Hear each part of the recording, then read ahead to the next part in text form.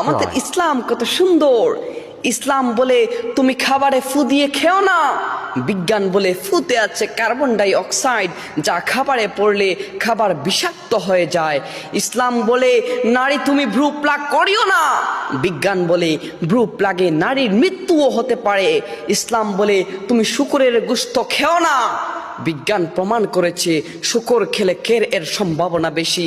ইসলাম বলে মাদক গ্রহণকারী জান্নাতে যাবে না।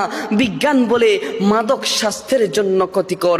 আলহামদুলিল্লাহ, সাক্ষী গর্বিত আমি ইসলাম ধর্মের অনুসারী।